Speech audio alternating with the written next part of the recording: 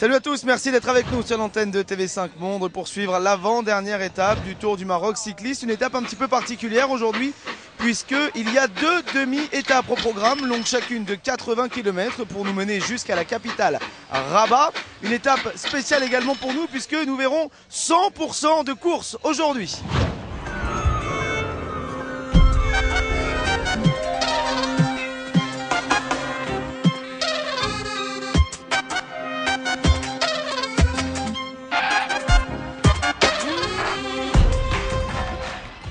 Dans la fraîcheur de Kénitra s'élance l'avant-dernière étape du Tour 2010. Déjà un parfum de nostalgie, mais surtout l'heure d'un premier état des lieux général avec un homme qui compte dans le cyclisme, qui a suivi 22 des 23 éditions du Tour. Seul 1964 manque à son palmarès.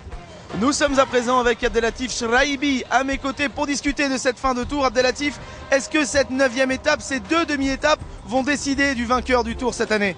Je crois que les jeux sont déjà faits puisque le Slovénien est en tête et tout ce qui reste c'est du plat, il n'y a plus aucune difficulté. C'est une équipe très soudée, l'équipe croate, donc je crois que les jeux sont faits une fois pour toutes. Est-ce que d'ores et déjà on se donne rendez-vous pour l'an prochain ? Eh ben j'espère, si je garde ma forme, je reviendrai parce que ça va être ma 23e édition de ma vie. Merci.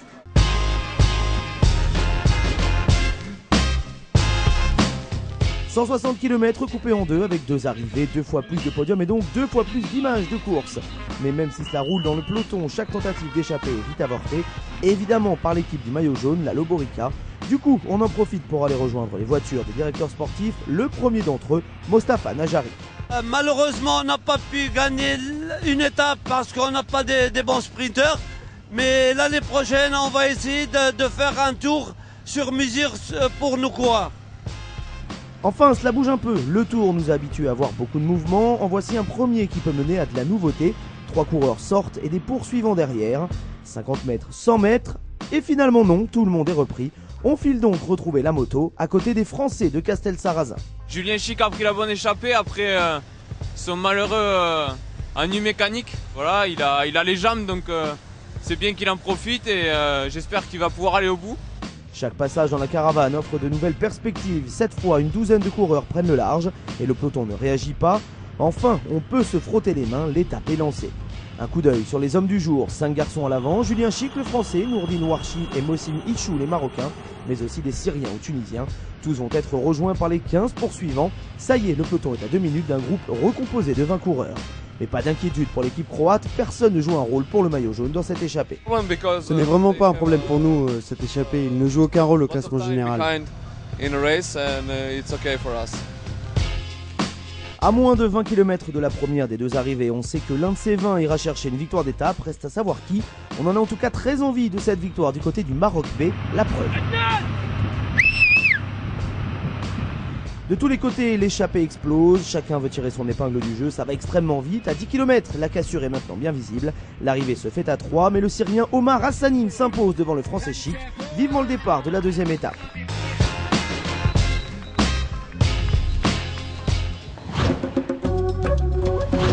En plus du Tour, Kénitra accueille une compétition hippique parrainée par son Altesse la princesse Leila Amina.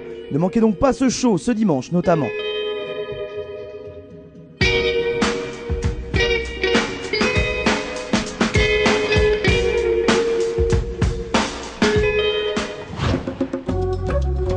C'est la pause ici à l'occasion de ces deux demi-étapes du Tour du Maroc. C'est la 9e, Nous sommes le samedi, donc tout pourrait se jouer. Nous, on en profite un petit peu pour faire un premier bilan de différentes choses, notamment avec le directeur administratif de la FRMC et donc du Tour, Mohamed Zerloul.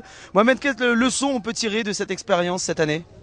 Ce qu'on peut tirer, c'est que nous avons un plateau des équipes de très beau niveau. Et les Marocains, nous avons aussi 3 Marocains qui sont dans les 10 premiers, donc ça nous fait, par rapport aux précédentes éditions, une amélioration nette de la performance des Marocains.